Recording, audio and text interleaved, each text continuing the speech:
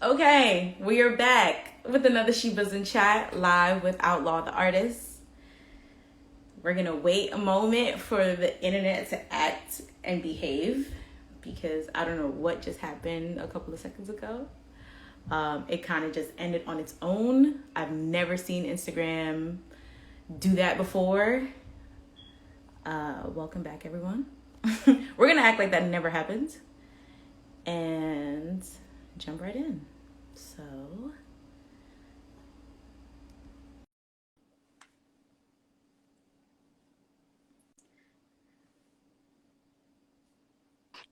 Oh, here we go. Finally. Let's go. Cool. All right, made it. we finally made it. Whew. I've Yeah. never had so many problems like that before. Woo! Cool. How are you? I'm good. How are you? I'm good. So again, thank you for being here. Thank you for joining us. Thanks for having me. Yes, of course. So I want to get to know more about your music, more about your journey as an artist. And I guess we can start off with Villians Never Die. Big shout out to Brittany who sent that to me. Super dope project, I have to say. Thank you so much. I'm a person, I kind of like a little bit of everything, you know, R&B, hip hop, etc., etc. So when Bad Guy came on, I wasn't really sure what I was gonna get. And then as the song progressed, I was like, nah, this is type good. This is really good. Oh, cool. Nice. So I want to know more about like the whole concept of Villains Never Die. What were you thinking what was the creative process when you made that project? Creative process it was like it's the stuff I was living with at first. It's just like two or three of the songs were just there. Stuff I made. I was in studio with like my G Luck. We were working on some of her stuff, and then I made Vices that way, and then the outro was made that way as well. But when I started to hone in on the project, it was more like, how can I make another world? Like just it's like escapism in a way. So Okay. it's like this project is like not as much a mirror as some of my other music can be, where I'm like talking about real life things that's going on. I still do talk about stuff, but in a more like almost fantasy way, if that makes sense. Yeah. So I really wanted to like give that cinematic feel. I wanted you to feel like you were in a movie. That's why that whole intro feels like that, like a James Bond intro, like villain kind of situation. I wanted to just drop you in that world, and you're like, oh, exactly how you said is what I wanted you to feel. I wanted to come in and be like, what, what? What's happening? And then, yeah, as you go, you listen and you just vibe. It reminds me of like if visiting Gotham City was a thing, Yep, this album reminds me of that. yep. Yeah. So I was reading an article that, you know, this particular project is part of a trilogy. So you have Villains Never Die, you have a previous project, Anti-Villain. So what's the, I guess, concept for the next part of this trilogy that you're creating here? Okay, so it does a couple things. The first is like that it's the continuation of that idea being fleshed out. So the first one is just anti-villain. It's just like enters you into the world. It's in general, just period. It's not doesn't do the storyline thing. It doesn't give you the cinematic. It just gives you the sonics. So you know, like, all right, it's gonna be dark, but I'm not necessarily talking about like bad stuff. But it's just gonna be dark. It's gonna give you that kind of energy. Then here, Villains Never Die, I kind of drive home like, okay, cool. Now we got the Dark Sonics, and now what are we gonna do with it? It's like now I'm giving you a picture. I'm starting to create a movie, and then the last one is when I want to like aggressively, completely. I want that one to feel like you just watched a movie, or just listened to a movie, or just watched a TV show. Sometimes like it's gonna feel Yeah. fully like an episode or something. I like that. That's so dope. Appreciate you, appreciate you. So that's the one layer. That's like more aesthetics and the vibes and stuff, and then the other stuff is just like personal stuff. So it's like progression. So like anti-villain is more like how, because the whole villain concept is more about how I feel like I'm viewed in the world. Like I said, it's like a fantasy thing. So it's not Okay. obviously people aren't going to walk around and say, "Yo, you're a villain." It's more the feeling. It's more the energy. Like as a black person, you should know, as we all know, in America, Absolutely. Yeah. and as a black man as well, all the same thing. So that kind of feeling, it's like how can I turn that into something, capture it, and then like how can I express my feelings about it? So the first one is like, hey man, I swear I'm not that bad. It's okay, trust me. And then it's like 2 years later, I'm like, you know what? If you're gonna call me a villain and you're gonna stay like that, I'm gonna make it cool. That's my vibe. Like Villains Never Die, Black is Infinite. This just it's just like, so I'm just owning it now. And then so to finally answer your question, the trilogy ends with Villains Anonymous, which is just like how you would imagine, like what's the anonymous of anything? You go like Alcoholics Anonymous, like you're sitting and you're talking about the journey, and you're also talking about like, oh, I've been this way for this long, and then it's like you're kind of like just getting over it. And I put a little Easter egg at the very end of the project. The last 3 words I said was "I'm good now," and then it just stops. Ah, okay. Because when I was listening to the project, at times, because you cover so many different topics, it felt like this is something I would play at like a rally, at like a gathering. Because again, you were talking about just, referencing how we as Black people are viewed in America, or viewed in the world, So there are times, there are just certain things not everyone is going to understand. And I felt like within this particular project, only people who look like me and you are gonna get it. Yeah, You know so what I mean? that's why I made it layered. It's like cool if you get it, you get it, and there's like stuff for you. There's like meat, you can feel it, and then if you don't, it's like this just sounds cool anyway. So and it's gonna take you on a journey anyway, regardless if you fully get the nuances of what's happening. Yeah. So I'm gonna ask you a semi-tough question, but I ask all artists this because it's like, you know, Right. off the project, Mm-hmm. right? You have 9 tracks. My particular my favorites are Bad Guy, Master Splinter, Drip. What are your favorites? Ooh, yeah, that is a hard question. Yep. It changes like every day. It changes so. Everyone says that. It changes every day. Right now, I would say, like when the project just dropped, the day it dropped, my favorite was by and large, Hippo. Okay.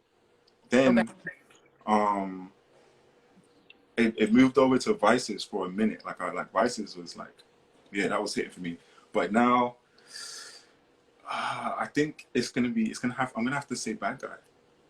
Okay. Say Bad Guy. It's just that intro. It just keeps every time someone talks to me about it. Like I'm happy because I feel like I got the message across. Like they say this is how I felt when I listened to it, and they're like, oh yeah, okay, cool. Oh, Yeah. actually, shout out to Joyce as well. Yeah, Master Splinter is a vibe. That's like a cool second favorite right now, just because it does a similar thing to Bad Guy, where it ties in that cinematic feeling. Yes. Yeah. And I think with Bad Guys, like you can't go wrong with that one. Mm-hmm. You can't go wrong with that track at all. That's like one of those things as a rapper, you want to like, you always want to be like, yo, I can rap. But like when you're doing a thematic project, you want to like get the theme and you want to drive it home. You want to do different things, you want to be creative. But sometimes that's why I did it at the end, start and the beginning, like bookends. I was just like, I'm going to rap and I'm going to rap. So at the beginning, you're going to know, and at the end, you're going to remember. All right. Yeah. So how often does your favorite change? Is it kind of like day by day, or is it like week by week? It's like week by week, every couple of weeks, every week. Even like before it came out, I think my favorite was I Don't Really Know, because that was just funny, man. That one is like, I don't even mind if people don't get it. It's just satire. It's like every song is like a different type of villain. So like let's say if the intro was a Bond villain and Vices was like the Joker and whatever, but I Don't Really Know is like the Grinch. It's like, Okay. it's like cute, I was funny, going to ask you about sarcastic. that. It's so sarcastic. And it's so comedic. I was just like chuckling at the responses on that one. It's like, it sounds like you're experiencing like some awful Fatal Attraction situation. And that's like the song that goes with it. Mm-hmm, mm-hmm. Oh my gosh. Well, I'm glad you said that, because that kind of ties it all in and makes it digestible. Cool. No problem. All right. So on Master Splinter, you're talking about ownership a lot. And I wanted to ask, like, how important is ownership for you in your journey, in your career? To me, that's one of the biggest things, especially being the type of artist that I am and knowing that I want to have creative control at all times. Like it's not really I don't really feel like there's a point where it's going to be necessary for me to be like, oh, someone else, you know, or like, so just that one thing, starting from there, and then every other aspect, like ever since I was young, I've been in the rooms, I've been in label rooms, I've been in all those kind of conversations, and every time, even since I was like, what, 15, 16, I remember being there, and it'll be my mum that would come with me. So my mum would sit with me, and she would be like, oh, cool, this seems like a good opportunity. And I'll be like reading, I don't even understand some of the words, but I'll see like perpetuity, then I'll look it up. And be like, Perpetuity. like, forever? What? Why do you have this forever? And then the label people are like, why is this kid questioning us? Like, so it's like that kind of vibe. So I've always been like, bro, like, I need to have control of my stuff. Like, I need to own my stuff. I don't want someone else to have control of me and my creativity, because that's like Outlaw the Artist. That's in my name. It's like, I'm the artist. I want to paint the picture. Like, I always want to do that. Yeah. So let's bring it back a little bit. When did you begin your musical career? Like when were you just like, yeah, this is music. It's me. I got to do it. Boom. You know what? Like, obviously there must have been a time when it's like, oh, super serious. I would say like when I started taking it the most serious, like recording. Yeah. The most serious I would say is once I dropped Anti-Villain. Obviously I've been making music the whole time. I've been making music since I was like 13, and then before that I was writing poetry. Like I used to write poetry, and my mum would like take the poems, post it on the internet, and I'd win like competitions. She'd be like, "Here," and I'd be like, "What?" Shout out to your mom. Out to my mom. Yeah. But yeah. So I always was good at stringing words together that rhymed, like always. And then once I was in the playgrounds in London in primary school. Well, actually not, to be honest, secondary school. I was like 13, 14. So secondary school, people were always doing grime anyway, just like in and out, just like in the playground and little huddles and stuff. And they'd be like, bro, sing some bars. We're like, all right, cool. I wrote something, said it, and then just been rapping ever since. So I would say I took it serious once I did Anti-Villain. But everything before that, I already was making music. I've been doing stuff, yeah. Were you doing like writing, producing, or was it just like always with the pen?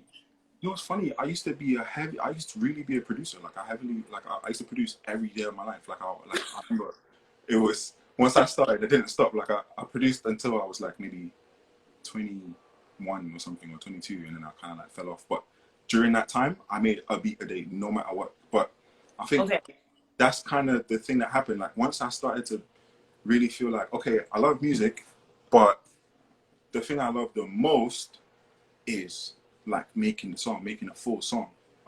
Yeah, Alex said he remembers sick. Yeah, he's making beats. But so once I did that, I was like, that's kind of when I started to lean over towards like the anti-villain kind of sound and the villain sound in general. Like that's when there's a song I have called Stressing, and like that's when I did that, and I was like, you know what? I don't really want to make beats anymore. Like I still make beats every now and so. Yeah, but it's not like the thing that you go for. Yeah, that's the thing that moves me is like putting words together, making songs, whether it's writing for other people, myself. Like if I just give you a word sometimes, like, or if rearrange something, like it's just the actual complete making the song. That's for me. Making the story, crafting the song together. Okay. So you mentioned ghostwriting. Do you find it difficult to write for other people? No. You know, it always feels that like it feels the same to me because I treat it all like together. Like I treat it like, yo, if I'm gonna write for you, it doesn't matter if it's my song or not. I just want the song to be sick. That's all I care. Like, this needs to be a sick song. So like, if we're sitting in a room and we're doing it, sometimes other people's songs start as a session for me. Like we'll sit and be like, all right, blah, blah, blah. And then be like, oh, we got this beat, yo, let's make this song together. And as we're making it, I'm like, you know what? This should be your song, bro. Yo, you take this, or sis, or whoever I'm working with, be like, you take this, and let's just make this work hard. Because actually, funny enough, the phrase in my head I have now is from my friend Luck. She goes, when I first met her at a songwriting camp, she said, let's do what's best for the song. And then just that statement is like, that's how I feel. And then that stuck with me. So like, whenever I'm making music, it's like, just do what's best for the song. I love that you have that in mind, because I feel like a lot of people don't have that mindset. They're just kind of like, this is for me, not for someone else. It's like a mantra. I have, it's like from a place of abundance. I don't feel that I'm in a lack of inspiration at any point. So I don't feel like, oh, I need to keep this song for myself. It's like, I'll make you some heat, but I'll make me some heat too. Let's go. Like, so it's not. That's lit. So how, if you had to like ration out how many sessions have turned out where it's like you're making a song and then it ends up being for someone else, is it kind of like 50-50, you know, 60-40? Like how often does that happen where you're in the studio creating something and it ends up in someone else's hands? It's not often for me, like for my actual songs, because there's like a lot of sessions where it's like, bro, help me write a song, or let's do a song. So like there's a bunch of sessions like set for that. So Okay. it's like, because that kind of precedent is there, then like obviously that's gonna happen. But for me, it's just rare. It's like every now and so. But if it happens, it's like it happens. I don't mind. And it's happened the other way around too. Like Vices is one of those songs. Vices started off as Luck's song. Okay. Someone says when you're stingy with your creativity, it stifles your growth, and I agree. True. This is true. The what's my other saying? This one is for me. It's called. I just say I'm tapped into the source. So like whatever you think of as the source, like the fountain of youth, fountain of inspiration, whatever the source is, tapped in. You know. You got the source forever. I love that. Okay. So I noticed that on your page, your Instagram page, you have like certain anime clips when you're promoting certain songs, right? So I saw like Cowboy Bebop, I saw Attack on Titans, I saw some from Naruto, I saw a couple of things. So I'm going to assume you like anime. Hey! Okay. You already know my guy. Yes, Hunter x Hunter. So what are some of your favorite anime series? I know we're stepping away from music for no, that's fine. I just had to ask. This is my vibe. Right now, I'm loving Jujutsu Kaisen that just came out. It's that one's sick. Old school favorites and some favorites of old time. Hunter x Hunter for sure. That's like that's like my top three, super top three. I don't know. It's so many. What am I watching now? Is it wrong to pick up girls in the dungeon? What else? Dungeon? There's so many. I always get stuck when people ask me this. I always get stuck because it's literally so much. Like there's so many. I know. Like everything I post. There's one I just started watching recently. Oh, actually, you know what? I've been watching ReZero and Fate Zero as well. Both of those. Those are sick. Okay. I know that's like a long series and it's kind of confusing because you have to watch it in order. All right, so here's the thing. I don't ever recommend Fate to anyone because Fate Zero is like, you have to like really sit and get through the first couple episodes. Like it's deep. Yeah. But yeah, man, I just watch all the time. I've been watching since I was young, and like I remember when it wasn't cool. Like you know what I mean? Like same. That was a vibe, but I've always had that kind of like own way energy anyway. So like I remember, not like I wasn't like. I was a cool kid in school, but I wasn't like a cool kid. Like I was popular, people knew me and stuff like that. But I just did my own thing. I was always on my own vibe. So at the time, if people were like, "Yo, why are you watching this anime, bro? Like that shit's not cool," I'd be like, "Bro, what can you say to me, bro? Like what can you like?" So I mean, so I was always chill about it. Like I was like, I like this. I love anime. I feel like they have some of the greatest stories. They have some of the dopest like fight scenes. And a little fun fact about me, I used to make anime music videos. So I used to chop up these scenes. The AMVs? I used to only and like batch it up with these songs and then just like store it. And I was such an anime head where I had my computer and I would burn episodes off of my computer onto the disc. Yup. Yeah. Yo, all right. Since we're on this tangent, I have to say, rest in peace to Horrible Subs. They just went down. There was like that group. They used to do all the subs for like whatever anime. Before it was like Crunchyroll takes over everything, and then it was like, super like illegal and stuff. Yeah. Well, RIP to them. I'm not really a. Oh, shout out to AI Gang. There's a bunch of people that are in this thing right now that are talking. I see. Parasites is crazy dope. I think. All right, so Parasite is. I don't like bugs. Yeah, same. That's my same. Is it? There's two animes that I just won't watch. I think Parasite and there's one where they have the bad guys are cockroaches. Do you know what I'm talking about? Yeah, I do. I'm not My watching brother it. showed me that one, but I just can't remember the name, and I can't I'm do not watching it. that. I don't do bugs. No, but look at my reason for not watching it. They look like black people. It's fucked up. The hair is nappy. It's like a cockroach with black people say. I'm not doing it. Nope. Nope. No way. Yeah. No, we're gonna have to talk about that one. Yeah. I need proof. I need to see that. I need to write somebody because that's crazy. Like, why would you do that? Like, no, that's disrespectful. Okay, we're gonna move off Yeah. the animation. Yeah. We'll let that one go. Okay. Here's another question for you. Mm-hmm. So, if you had to like look at your catalog of music like a book, right? From the first body of work that you made to now, what would you say the story is? Like from then to now, what story are you telling through your music, through the bodies of work? If you were to put it like each body of work is a chapter or each body of work is like a volume in your story, what story are you telling through the music right now? I think it's a story of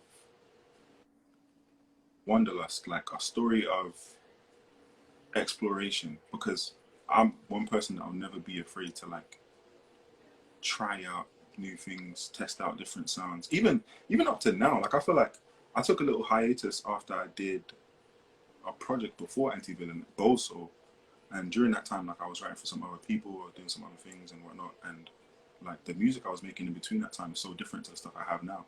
That's out, and even still, the stuff I have in the stash is very different as well. But what I wanted to do, there's the reason why I started the Villians trilogy, is because I'm very aware of how eclectic my sound is.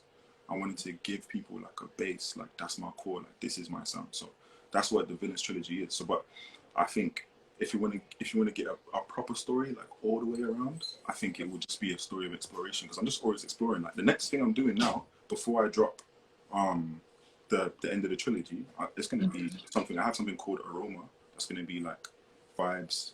You know, it's going to be very like R&B, very chill, very cool stuff. Kind of. I don't know if you heard Let Me Know. That it's going to be that kind of vibe.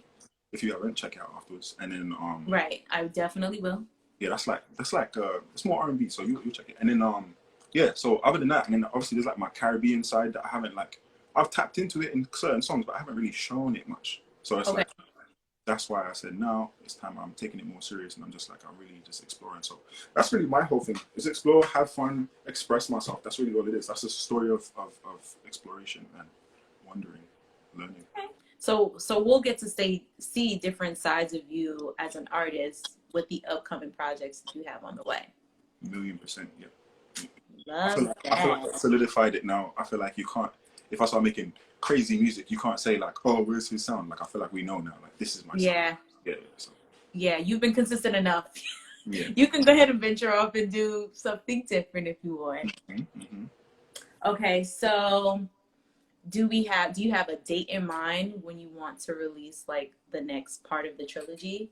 Or are you kind of just like riding the wave of Villians Never Die and then come back to, well, I guess later on, decide when you want to release the next part? Well, I have a couple things. One thing I want to do is obviously I want to ride the wave. I want to let people vibe and really take this one in. Like I'm gonna continue making a ruckus, but I want to do a bit more exploring, like I was mentioning before I drop the end of the trilogy. So I 100% have like the Aroma thing coming out. That's likely coming out in February or after. At least I'll drop a couple singles and start leading up to it. I have a project with Superfly Kai called Supervillain. I've got some more stuff with my G Leslin, some like my Caribbean energy, my Caribbean vibe. She's Trini, shout out to her. Hey. It's just a lot. So I'm having fun. There's a song coming out soon. I don't know how soon. Very soon though, with my guy from Australia, and it's like, I don't know. When you hear it, it's different. I'm jumping around. I've got a song out right now called Anime, that's like kind of like almost like house vibes. Like, do you know what I'm saying? So that's what I want to kind of lean into more. Just do a whole bunch of stuff, but I'll always circle back around and give you like a proper Villains project. Oh, there Okay. you go. I love that you're having fun November, with it. I'm November 6th. Okay. November 6th. There you go. Yeah, I'm having fun. I'm enjoying that. End of the day, it's like things are hard enough and mad enough as it is, and this is like my first love, so I'm gonna have fun. Let me just enjoy it, man. All right. So if music is your first love, right? If you're not doing music, what would you be doing? Oh, I'm a designer. I'm a graphic designer, visual designer. Hey. Yeah. I work at fandom. Like I feel like a lot of artists don't wanna like claim or say like, hey bro, like I do this or do that. Like, but bro, like I love design as well.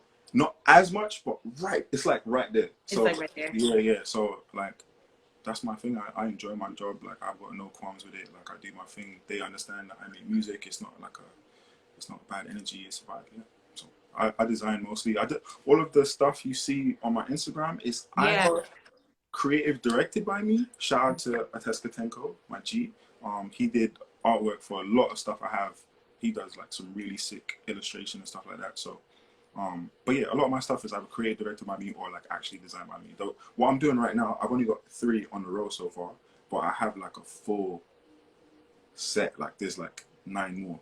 So Okay. I'm gonna have fun. So the promo merch, well, not the promo merch, but the merch that you dropped, like the stickers and stuff, did you design those?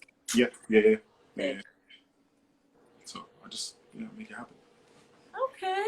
So is there like a favorite thing you like to design? What's my favorite thing to design? I made my website. I don't know. I just like designing. Whatever looks for me. It's just aesthetic. So obviously, aesthetic encompasses sound and like visuals. So like to me, it doesn't feel different. Like like before, I don't know what the word was, but I think it was a Greek word like techne or something. And then art and science used to be together. Like it wasn't separated how we see it now. So Okay. like that's like kind of how I feel about it. Even within art, like I don't think it should be separate. I feel like if you want to edit videos and if you want to like creative direct something, if you want to mix, like just do it, man. As long as you are confident, you want to do it, you want to explore it. That's what I'm about. Once again, exploring, just explore the vibes. Man. Okay. So what advice would you give to another aspiring artist who also loves music, is maybe a little shy or intimidated about just taking that leap and taking that next step into their career? What advice would you be able to provide them? Have fun. Just enjoy yourself. Make some music. Like, here's the thing.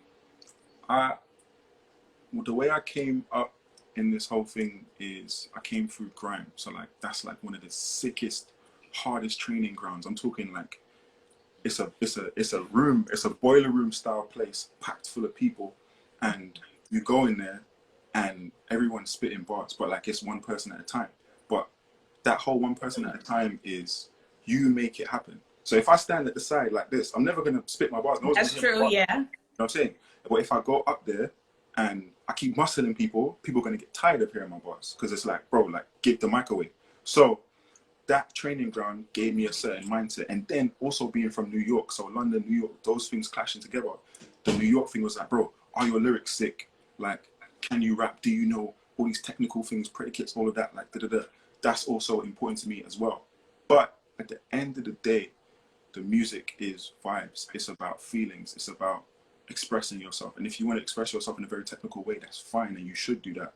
But if you want to express yourself in a different way, that's fine as well. So I think my main thing is don't really let the outside noise and chatter come and mess up your ideas. If you have an idea and a vision for something, just do it. Just make it happen. That's it. Just make it happen, guys. Don't be scared. Oh, and don't be scared to learn stuff. Shout out to my boy, Superfly Kai. He taught me how to mix in the beginning, but now I mix my own stuff. But like, yo, don't be afraid to learn. If you want to mix and people are mixing things the way you like it, try it out. Learn to mix. If you want a music video a certain way, try and learn that. Obviously, you don't have to do everything yourself. No one's telling you to be like Russ or something. Right, that's true. But take initiative. Yeah, if you need to do something, just do it. Jump in. Okay. So I wanna know, because you mentioned being a part of the grime scene and having that very intense kind of experience. How different is it from, comparing it to the States? Because you're in LA now. So like, how do you compare LA, New York, UK? Like, What are the differences Um, as far as the music scene is music concerned? differences. I think obviously like right now, I wouldn't even say like grime is the biggest thing in the UK right now. I think it's more like drill, that kind of vibe. Like it's more that kind of bounce. So Hmm.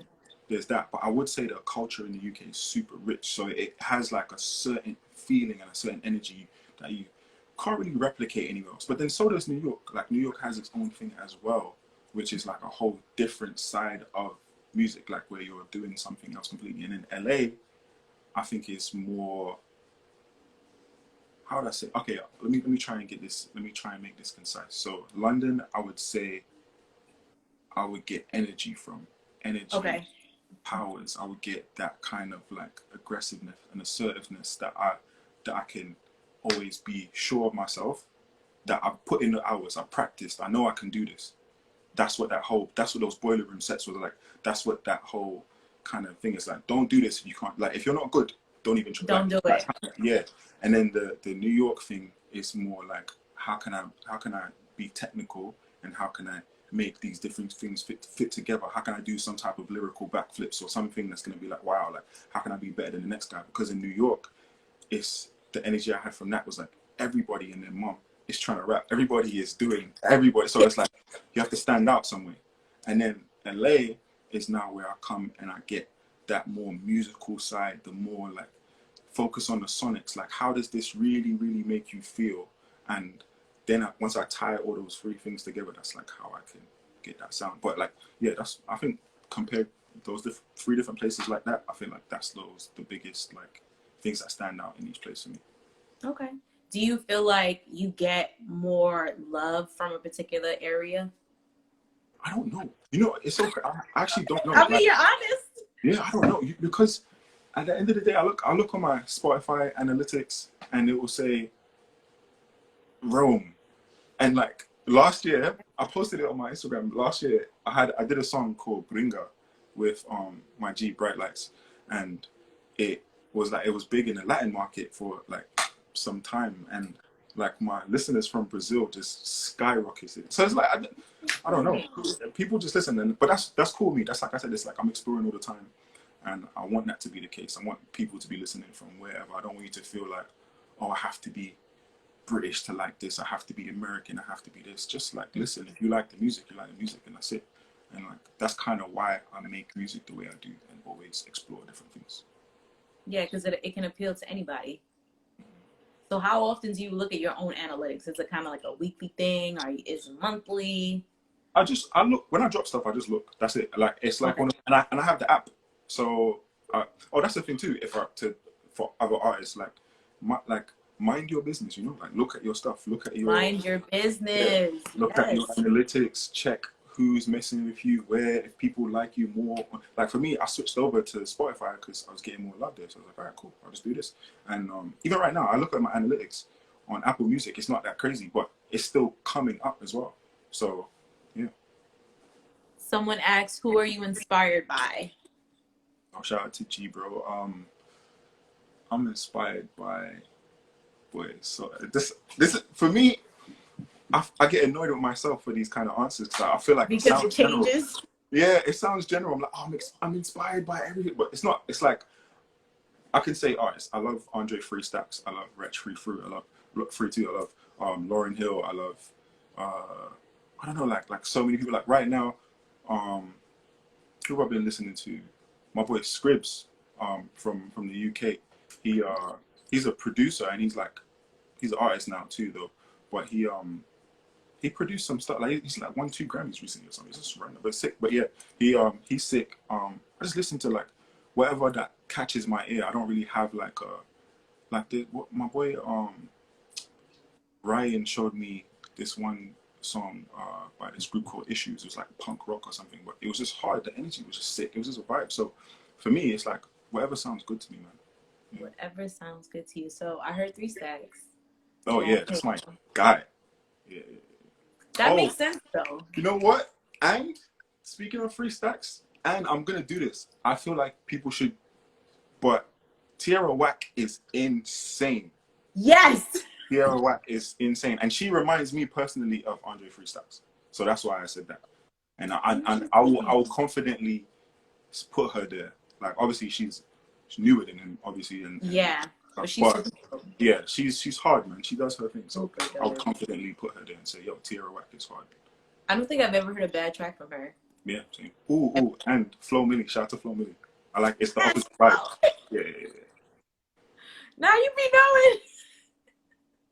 So, all right. So, if you had like let's call it a dream set, right? Where you're, I don't want to say you're opening the show, but you are, the main event. Who would you like to open up for you? Now, this is like very broad. It could be anybody, new or old. Who would you want to have for your festival? Let's call it. So let's do it like that. Outlaw Festival. Um, the Outlaw Festival would be crazy. It'd be mad. There'll be a bunch of artists. There'll be a lot of. It'll be varied. We'll have like JID. We'll have like I just said Scribs. We'll have like Koj Radical. We'll have um, throw a Drake in there for fun. Why not? Why not? We'll have who else, man? I don't know. Special guest appearance by Andre Three Stacks. Woo! We'll have I don't know, man. It'll be a crazy show.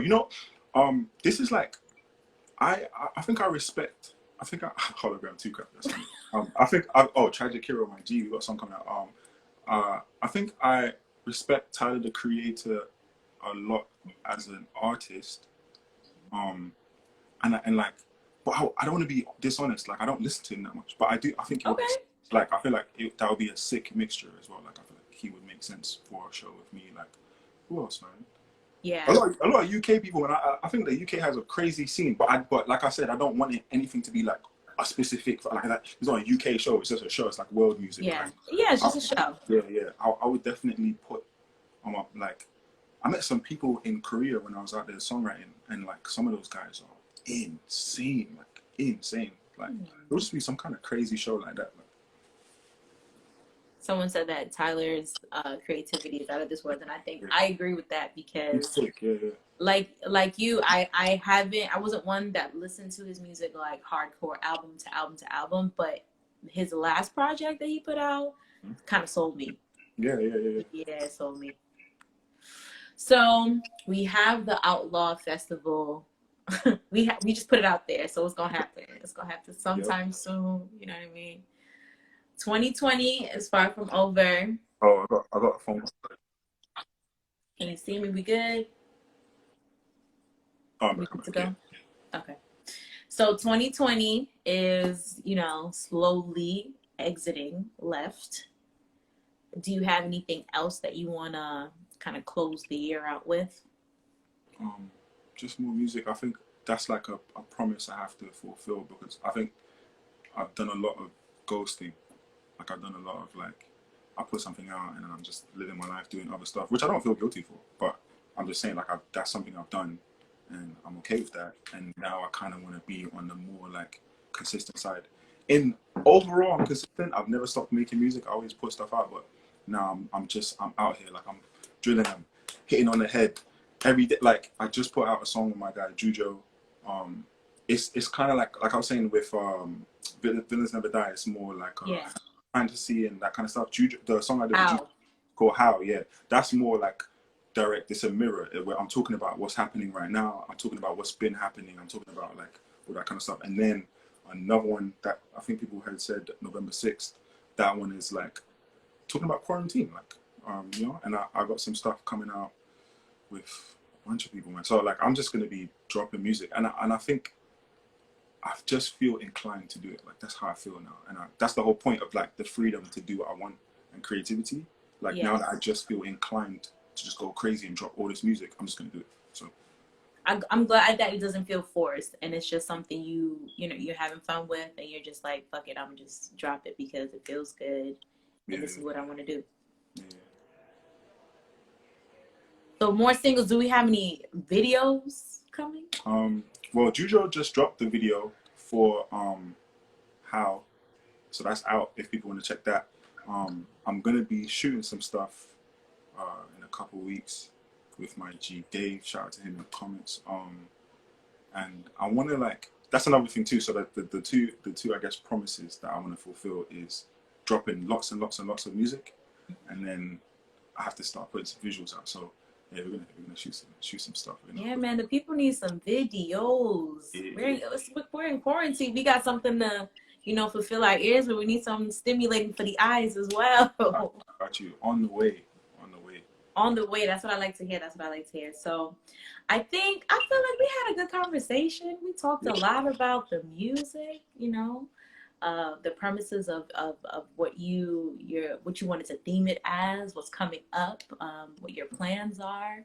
I kind of took you down a few tangents with the anime and the festival, but that's okay. We're people. The IDRK video coming. Yeah, that's a good shout.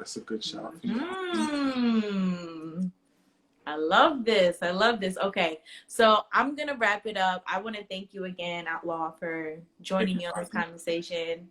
Super, super dope. Congrats again on the release of Villians Never Die. I look forward to seeing and hearing what you do next. I appreciate you. I look forward to dropping stuff. Like I said, we're going crazy. We're just dropping stuff. I can only imagine, and I'm gonna be praying. I'm gonna be out here praying to see. Okay? Appreciate you. No problem. So have a good night, everyone that has joined in so far and has, you are still here. We thank you for joining in. Okay, you guys. Much love. Much love. Stay safe. Stay dangerous. Be out. Easy.